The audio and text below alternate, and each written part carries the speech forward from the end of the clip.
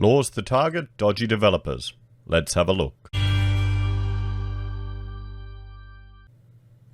Hello everyone, Florian.Heise here and welcome to another episode of HeiseSays. Grab your stein of coffee and let's have a look at a new release from the New South Wales government regarding a new era for New South Wales apartment owners as they refer to it. Now before we go through to this, I'll just jump over here to the right screen and you can see here I've got Google Earth and there's a few little tags I've noted here, and these are all buildings which have had issues with them. Buildings which have had issues with them. I call this between Sugar, Mascot and Zetland the triangle of fail. And you can see here we've got issues in all of these buildings. Sugar Cube, particularly with just the ground contamination there, is I have to check if it's still unoccupied. Let me know if you live around there and can get some photos. It'd be great to see. But it's shocking, some of the issues in these buildings. We've seen what's happened at Mascot. We've seen what's happened at Opal Tower. It's brought to light some of the significant issues in the construction industry, particularly in New South Wales. Now, we had a little bit of an overheating in this sector. I'll bring this one up here. Here's foreign investments. And I refer to this chart often. The black line is the number of, building approvals for foreign investors. Nearly 100% at one point. And I'll bring up a quote. That I think this is from Matt Berry, and it's from his House of Cards essay. And I think it's very important to keep this in mind. Keep this in mind when we're looking at how the government is trying to intervene into the construction sector. So in 2016, remember that chart I just showed you? That chart I just showed you with the I'll bring it up again. Foreign Investment Review. Look at that, 2016. Yeah, that's just building approvals are slowing down, but you get your building approval and then you start your construction after it. There's a delay, guys. There's a delay. That's why architects, we're often seen as the canaries in the coal mine to the construction industry. When we start driving taxis, or these days it'd be Uber, then times are going to get tough a bit down the road. So this is from his essay that he wrote. And a quote. In 2016, 67% of Australia's GDP growth came from the cities of Sydney and Melbourne, where both state and federal governments have done everything they can to fuel a runaway housing market. The small area from Sydney CBD to Macquarie Park is in the middle of an apartment building frenzy, alone contributing to 24% of the country's entire GDP growth for 2016, according to SGS Economics and Planning. 24% of the growth in GDP for the entire country was just located in that booming area there. So you can see why. You can see why you might have some construction issues in Sydney because, the market overheated. The market overheated. And when things overheat, when it gets fast, everyone wants to make money, your time frames go out the window. You get pressured. I know, I've experienced it in the mining boom. You get pressured to deliver really quick, and that's when mistakes can happen. And sometimes I've learned now you need to be in a position to have enough cash reserves, to have FU money, so you can just tell people, no, I'm not working like that. You have to walk away. But if you don't, you just got to work. And a few late nights isn't too bad, although you do go grey at a young age. So let's look at this intervention because there's been issues with all of these apartments, and actually, I've got. If you're not familiar, I've got my Opal Tower playlist where I just go through what's happened at Opal Tower. I've got Mascot Towers playlist. I've got a construction playlist with a whole series of issues here that I've looked at. And in some ways, it's quite sad because the average punter doesn't have the skills to determine some of the issues here. And I might make a video of just some hints and tips. I mean, one thing would be for Mascot Towers, if you were buying in the last few years, you could do a town planning search and get the dilapidation report from the neighboring development. And that would show you all the issues they've identified in the building you were buying. Probably even better than or in addition to pest and defects, building and pest inspection. Just to give you an understanding of what's happening. But, this is the thing. People trust real estate agents for some reason. They trust them. So let's have a look at this. New and prospective homeowners will have unprecedented protections against purchasing defective residential apartment buildings from tomorrow, when the New South Wales government's landmark Residential Apartment Building Act 2020 comes into effect. Minister for Better Regulation, Kevin Anderson, said the new laws work to prevent buildings with serious defects going on the market and give clear recourse in the event of a defect. Okay, we'll probably go through that in detail in another video. But here's the thing. You've got to remember, everyone, defects happen all the time on every project. They're unavoidable. You need to have money set aside to address defects. That's just part of the construction process, because every building you see, every building, be it Opal Tower or be it, we'll bring up this, every building you see is a unique work. It is not factory produced. Even the modular buildings we work on that are literally factory produced, there are unique challenges and conditions on every site where you build a building. They are more art than, in some regards, there are more art than engineering. I know there's a lot of engineering there, but you have to understand there's unknowns for every site, particularly when you're digging underground. Oh boy. And, well, just one thing you've got to remember in this area, guys. In this area, you can't even drink the groundwater here. You can't even drink any of the groundwater because there's all toxic groundwater, just sludge. From you go back 100 years, this is all industrial, just going down a Botany Bay. So that's a whole other world. But no building is ever going to be 100% perfect. You want to minimize the defects. You want to have defects that are still allow you to declare practical completion, where you can occupy the building safely. Like, an example is you've got a industrial building, and the landscaping hasn't been finished, or the line marking on the car parking hasn't been finished. Certain things like that, which you are practically complete. People can occupy it and manage it safely. They're not going to do it. But if you've got a building like what's happened in some buildings in New South Wales, where, well, I'll give an example. We were doing a lot of lawn and drain work down in New South Wales. We did it all around the country. But what you could do is you could get a interim classification, or certificate of occupancy, because you need to have a building certifier needs to stamp that that this building gives it a classification that you can occupy it, or a certificate of classification is what it's actually called. Now they can give you an interim one saying, okay, there's still a few things you need to fix, and often with the lawn and drain ones, to meet a time frame to get it open, you'd get a little interim one where that you'd be allowed to operate and occupy it, but maybe there'd be one or two things you needed to fix. Maybe you needed to move a fire sprinkler, that was to reach the optimum coverage that hadn't been achieved, or one or two little things. Now that's quite reasonable in that market. It's working together. It's not having onerous bureaucracy slowing down the process. But there's some apartment buildings that have been occupied for 10 years.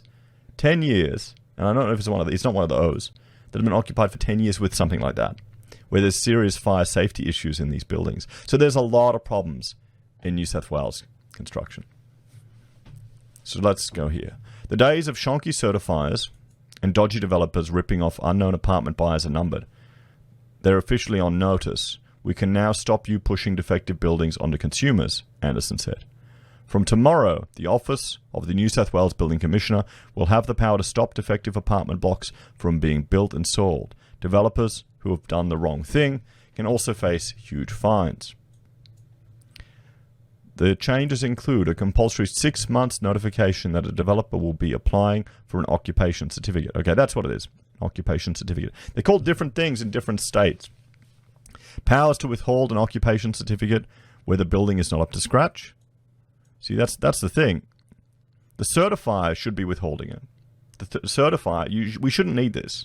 We shouldn't need this. But the problem is you've got shonky certifiers that may be in bed with developers. And I'm not saying that happens all the time, because sometimes they can't see everything all the time, because they're not a clerk of works. They're not on site every day. And I have a suggestion that could provide an alternative solution for this, that rather than the government stepping in, I would honestly, I've got a dual certification suggestion, or a multi-certifier appointment suggestion that would slightly increase the cost, by a couple of grand for a certifier. But I think it'd be well worth it. The ability to order rectification of any serious defects and recover costs associated with that rectification. See, all of this already exists. This, If it comes down to the method of procurement. If you're procuring with a design and construct process, the builder can manage and design the whole process. The relationship between the builder and developer is messy. If you have an intermediary in the middle, if you go with a more traditional procurement process where you have an architect in there and the builder, you can withhold payments to the builder, progress payments, if they don't rectify defects.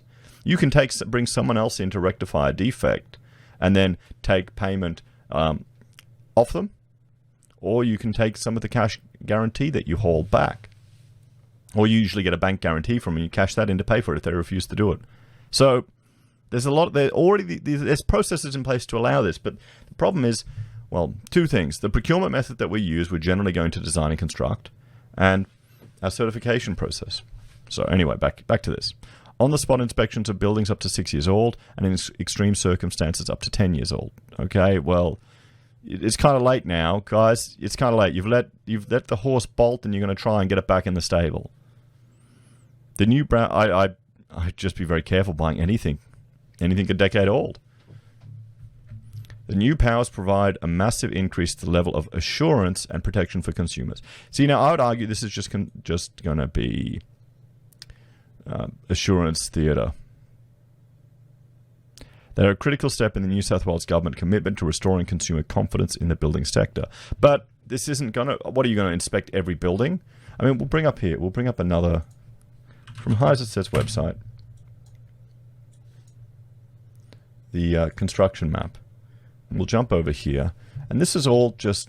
We'd mapped out all of the cladding fire risk assessments in New South Wales that had occurred. This is leaked to the media. You know, some of them, it's just you got a bit of aluminium cladding on the outside of the building. There's absolutely no risk to it. But just look at this one issue. Are they going to start inspecting every building? Are you not going to buy a building until the government have inspected it? And how will these inspectors do any different to the certifiers that are doing it now? Can't see everything, guys. Anyway, New South Wales Building Commissioner Daniel Chandler, OAM, said they send a clear message to the construction sector that substandard projects will not be tolerated. Our sights are set on the small percentage of industry players who are doing the right thing. Who aren't doing the right thing. Whether you are a builder cutting corners or a certified passing work that isn't good enough, expect action from our new team of inspectors, he said.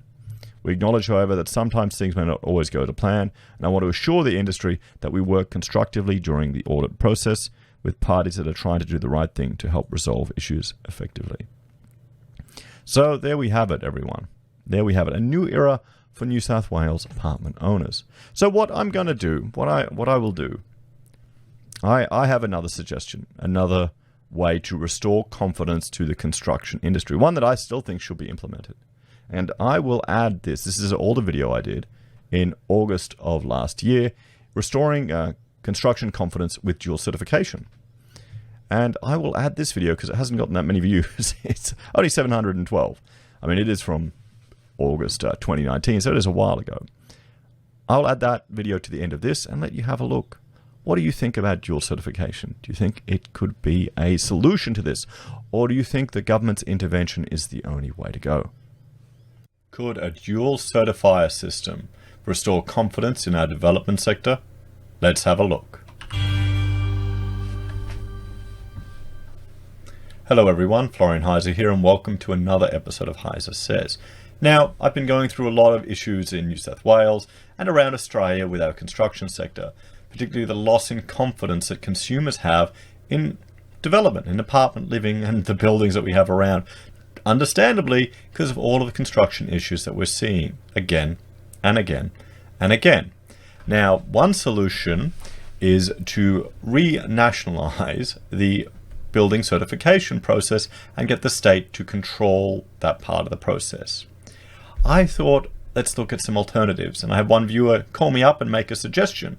And I thought we'd look at that and discuss that today. And I'd like to call that the dual certifier system, where instead of having one certifier, we have multiple ones. And this can be done right now by any developer who chooses to take on that responsibility to ensure their project going forward is going to be rigorous and have a point of difference to the others. I'd like to see this as really a market-driven approach to find a solution to what we're having. It looks like you've got a few rogue operators, because how many of the certifiers in New South Wales repeatedly had one faulty approval after another, to the point where you've had people living for 10 years in a building on just an interim certificate.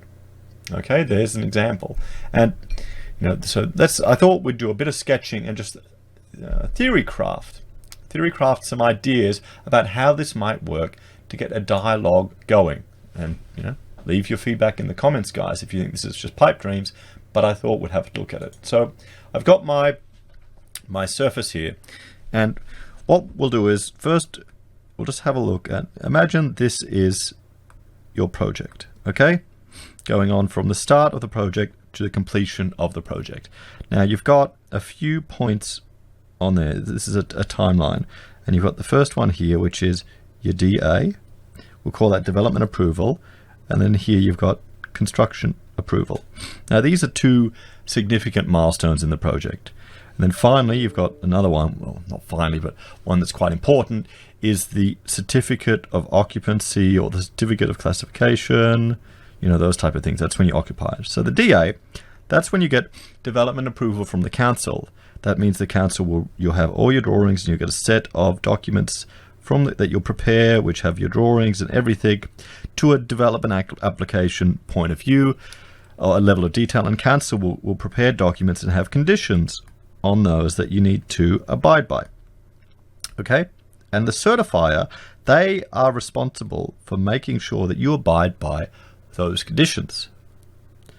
Then you have construction approval, and this is where the certifier will give you building approval, will give you building approval to proceed with the documentation of the job.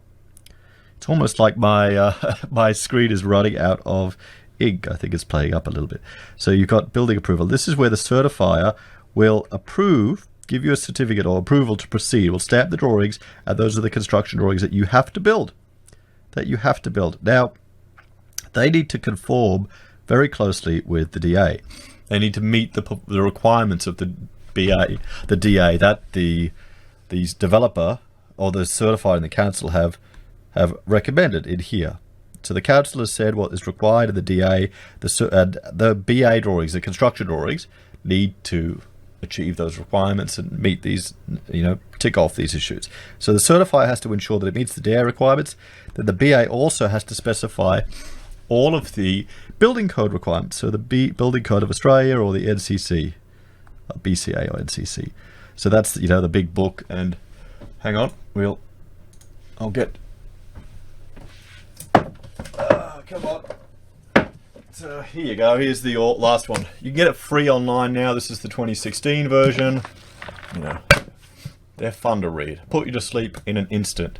So that's really when the certifier has to make sure that your BA documents comply with those requirements. And there's all the other consultants and things that come in. And then you have the certificate of classification, certificate of occupancy, depending on what state you're in. That's when you occupy the building. That's when you're allowed to occupy the building, when it's deemed to be practically complete. Okay, so the issue arises when you have only one certifier doing the process. So when you only have one, the issue is that there's a potential for a conflict of interest arising. So say you've got one certifier here, and he's just stamping off everything because he's working with the same people again and again and again. So what we would do is, hang on, I've got to just sort something out. Okay, I think I fixed that issue. So what we've got is we've got a situation where you've got three stages in the project: the development application stage, the construction documentation or building approval stage, and then you've got your certificate of classification stage. Now what we'll do is, the proposal is that we move from a system where you just have one developer, one certifier here approving everything. Okay, and he's hired by the builder, and that's has the potential for a conflict of interest that can arise, because of repeat work, and we've just seen, you can't tell me that it doesn't happen. We've seen it happen in the industry. So what I'd propose is the dual certification system. So you've got 2 certifiers, and they can both be, in the market, or you could have a lottery that applies number 2, randomly from the profession. The method of picking that one is irrelevant really for this argument, but you've got all the different issues that the certifiers check, comply, make decisions on, because we don't want our building code to lose its flexibility. Okay, that's the one thing that we need to realize. Like this document, the flexibility in this huge document, and I got the current one back there, but the flexibility in the building code is fantastic. Australia, in some ways, really is. We don't want one that's purely prescriptive, because that will destroy a few competitive advantages or just innovation that we can have, which is a bit worrying. So the idea is you've got 2 certifiers on every job. Maybe we say it's just jobs at a certain value, but here's the thing, that say there's one decision here, they have to agree to that, to each decision. And if we go back, no, so it has to rectify, and they need to reach a consensus on it. Or if there's one here and he's going no, and they disagree, they can't reach a consensus, that's when you go to a 3rd certifier to review and make the final call. Now you think, oh Florian, but this is so much more paperwork, it's so much more expense. But from a project, I can tell you right now, the certifier's portion of the fees of a multi-million-dollar project isn't that significant. Guys, we're not talking that large an amount in the all grand scheme of things. But this is a way that you could market your project in such a way that, such and such development here, we're ensuring, dual certification to make sure there's no risk of dodgy deals. We've got the right people on the job. We've invested in professionals. Twice the checks, twice the review, twice the compliance, twice the insurance that you could chase if the worst happens. So, I would argue the market could respond to this. This is a completely stateless solution. You don't really need the government to dictate an approach like this. This can be done just with what's currently in place, the professionals that we currently have, and it's going to really be a lot harder to get 2 dodgy operators. I know you'd want to make a rule that it's not people in the same company, or you'd want to advertise that it's not people in the same company. You're getting another professional to check the work, and this is just one part of the process. It's to deal with these rogue operators that are in the certification game that are being taken advantage of. And then what you need to do, the next step, is to get the market involved, to get average mum and dad who are looking at buying an apartment or looking at buying an investment property, turning this into a branding in such a way. Like, you've got the Heart Foundation brand, you've got this brand, the dual certification stamp of approval, addressing the rogue operators. We need to get the marketing guys onto it. But, for a small increase in cost in the project, you could provide additional peace of mind to people. We can avoid getting the government to mandate it, because this could still be done right now. There is nothing stopping a developer doing this. There's nothing stopping the certification industry, their professional bodies, promoting this as an approach to deal with the rogue operators. And sure, people will just say, oh, they want to make double the money, yada yada yada. I'm sure if you had two guys working it, they could work something out. It could be like an extra set of eyes, an engineer's reviewed. It would be easier to do your site inspections when you've got 2. You obviously want them going out both at the same time. But there you go. So that is an idea, a suggestion. So I'd like to open it up to the comments. What do you think? Do you think this is a pipe dream? And do you think it could work? The dual certification, dual certifiers as a way of dealing with it. Anyway, guys, please like, share, and subscribe. Thanks for joining me for this episode of HeiseSays, and I will see you all again next time. Bye for now.